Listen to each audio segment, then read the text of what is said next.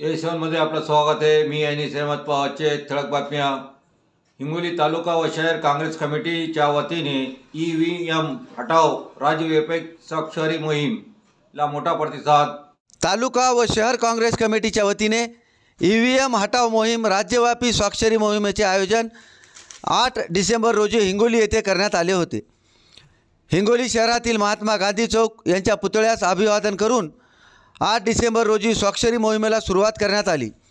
यावेळी आमदार डॉक्टर प्रज्ञाताई सातव, जिल्हा परिषदेच्या माजी सभापती रुपाली पाटील गोरेगावकर, काँग्रेसचे माजी शहराध्यक्ष बापूराव बांगर, जिल्हा उपाध्यक्ष सुरेशप्पा सराफ, कृषी उत्पन्न बाजार समिती सदस्य शामराव जगताप, सेवा दलाचे जिल्हाध्यक्ष सुदाम खंदारे, जिल्हा उपाध्यक्ष विलास गोरे, माजी नगरसेवक अनिल नेनवानी, अब्दुल माबूद बागवान, मुजीब कुरेशी, आरिफ लाला, बाशिद मौलाना, विद्यार्थी काँग्रेस जिल्हाध्यक्ष जुबेर मामू, अल्पसंख्याक सेलचे अध्यक्ष साद अहमद, गजानन देशमुख, बंटी नागरे, अजय बांगर, आबेद अली जागीरदार, मिलिंद उबाळे, प्रशांत बाहेती, फिरोज पठाण, अश्विन मुदिराज, चंदू प्यारेवाले, अक्षय डाकोरे, शेख अजीज आदींची उपस्थिती होती। स्वाक्षरी मोहिमेला टप्प्याटप्प्याने ही मोहीम अधिक तीव्र करण्याचा इशारा देण्यात आला। A7 न्यूजसाठी अनिस अहमद, हिंगोली।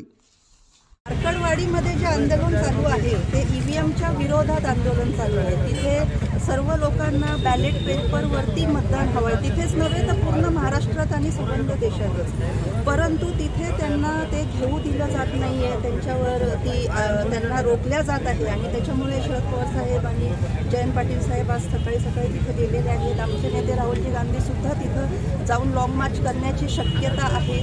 तर त्याच पद्धतीचं आंदोलन संपूर्ण महाराष्ट्रभर होत आहे आणि इथेसुद्धा आम्ही हिंगोलीमध्ये ईव्हीएमच्या विरोधात आंदोलन करत आहोत। ईव्हीएम हटाओ लोकशाही बचाव असं हे आमचं आंदोलन आहे।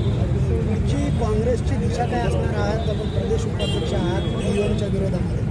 आता पुढे ईव्हीएमच्या विरोधामध्ये अजून तीव्र स्वरूपाचं आंदोलन केल्या जाईल। गावोगाव पातळीवरती मार्कडवाडीच्या धर्तीवरती आम्ही प्रत्येक गावात आंदोलन करणार आहोत आणि बॅलेट पेपरवरती इथून पुढच्या काळात मतदान घेतलं जावं यासाठी आम्ही पूर्ण सगळे मिळून आंदोलन करणार आहोत। तर हा विषय हायकोर्टाने फेटाळलेला आहे विधानसभेपूर्वीच, मग आंदोलन आपण हे स्वाक्षरी देणार कोणाला?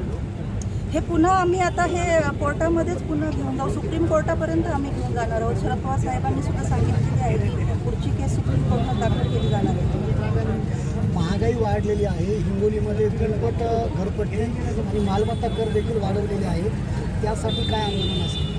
ह्यासाठी सुद्धा पुढे आम्ही आता ह्या तत्वावर आंदोलन करणार आहोत। सगळीकडे पूर्ण शहरात आम्ही फिरून सगळ्या जनतेच्या सोबत घेऊन आणि आम्ही ते घरपट्टी जी 1.5 2पट केली जात आहे तर ती पुनश्च एकदा कमी करण्यात यावी, त्यासाठी आम्ही आंदोलन करून कलेक्टरांपर्यंत निवेदन केलं आहे। ताज़ा घडामोडी पाहण्यासाठी आमच्या चॅनलला सबस्क्राईब करा, लाईक करा, शेअर करा आणि बेल आयकॉनला प्रेस करा।